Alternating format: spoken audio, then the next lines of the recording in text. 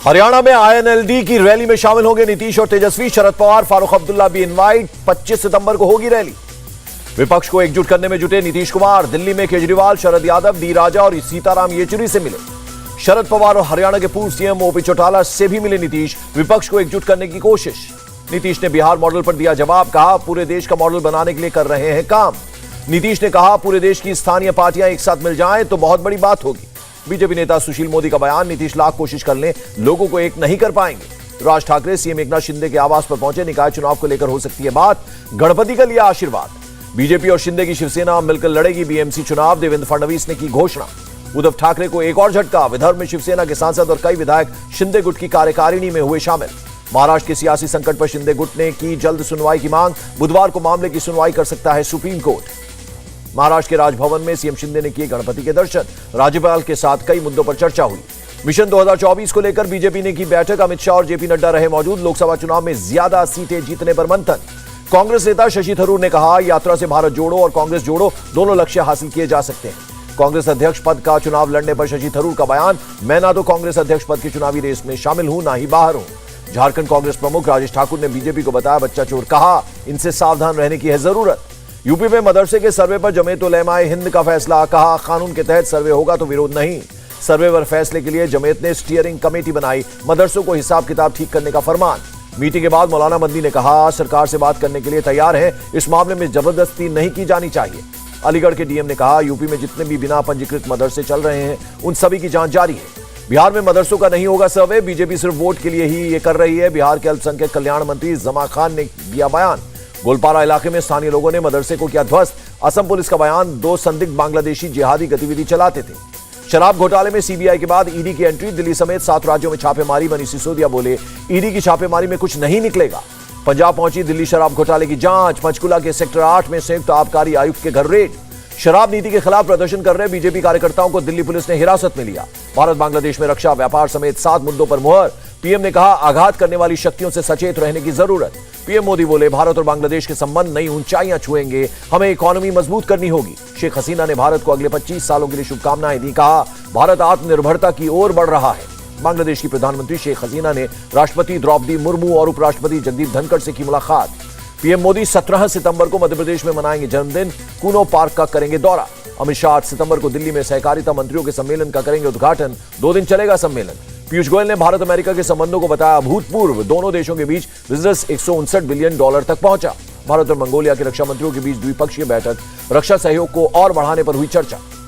भारतीय सेना प्रमुख जनरल मनोज पांडे ने नेपाल के प्रधानमंत्री शेर बहादुर देउबा से मुलाकात की। जेपी नड्डा बुधवार को राजदूतों और उच्चायुक्तों से मिलेंगे। भाजपा को जानो इनिशिएटिव को लेकर होगी बात। लखनऊ में सीएम योगी ने की कैबिनेट बैठक। कई मुद्दों पर हुई चर्चा। छत्तीसगढ़ में भूपेश बघेल कैबिनेट का बड़ा फैसला। सुप्रीम कोर्ट और ओबीसी सलाहकार परिषद होगी गठित। छत्तीसगढ़ में होगा छत्तीसगढ़िया ओलंपिक खेल का आयोजन। बच्चों से लेकर 100 साल के बुजुर्ग भी ले सकेंगे हिस्सा। महबूबा मुफ्ती ने कहा, बारामूला में गैर स्थानीय मजदूरों और सेना के जवानों को वोटर बनाए जाने के मौखिक आदेश दिए गए। इस पर प्रशासन दे जवाब। पंजाब में बीएसएफ और पुलिस के बीच हाई लेवल मीटिंग। बॉर्डर से सटे 7 डिस्ट्रिक्ट्स में सुरक्षा बढ़ाई गई।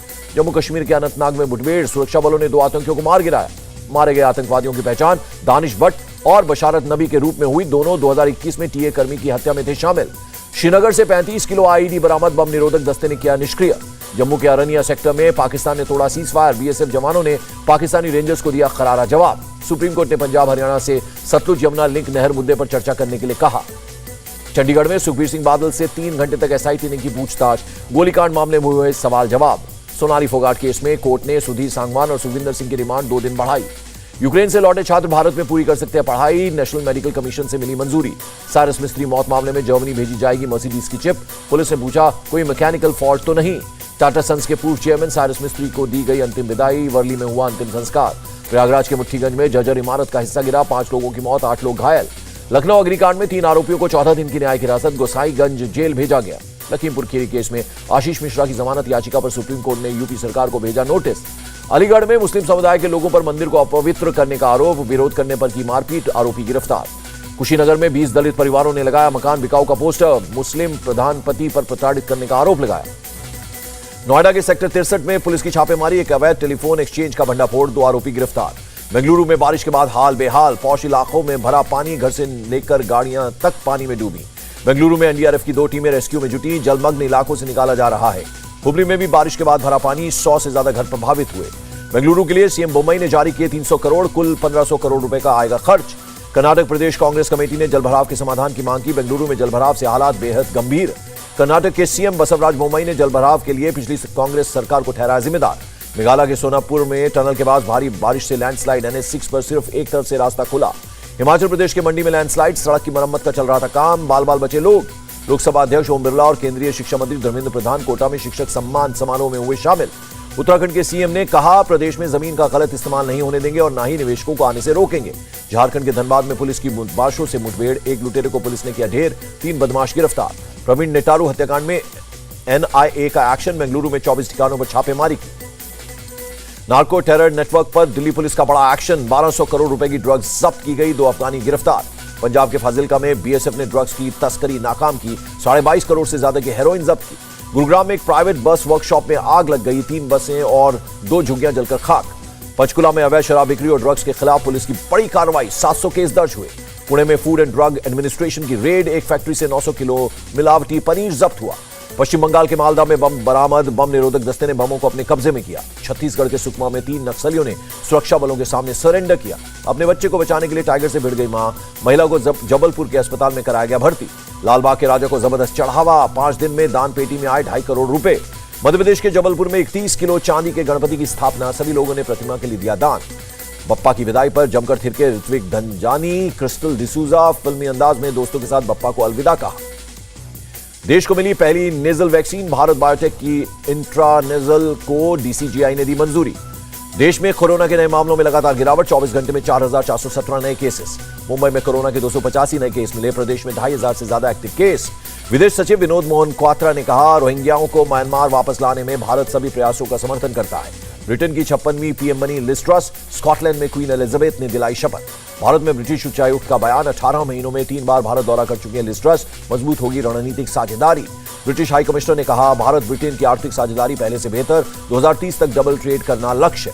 बोरिस जॉनसन ने महारानी एलिजाबेथ द्वितीय को सौंपा इस्तीफा, विदाई भाषण में छलका दर्द, कहा मेरे लिए बदले नियम।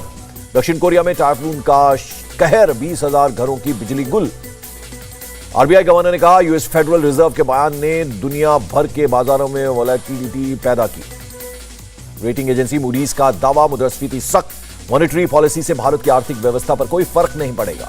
15वें वित्त आयोग कमीशन ने 14 राज्यों के लिए 86,201 करोड़ रुपए के राजस्व घाटे अनुदान की सिफारिश की। यूरोप और मिडिल ईस्ट तक पहुंचेगा कन्नौज का इत्र, अगले साल फरवरी में होगा इंटरनेशनल इत्र फेस्टिवल। मामूली गिरावट के साथ बंद हुआ शेयर बाजार, सेंसेक्स 48 पॉइंट और निफ्टी 10 अंक गिरा। अमेरिकी डॉलर के मुकाबले रुपया सपाट स्तर पर बंद, $1 की कीमत 79 रुपया 78 पैसे।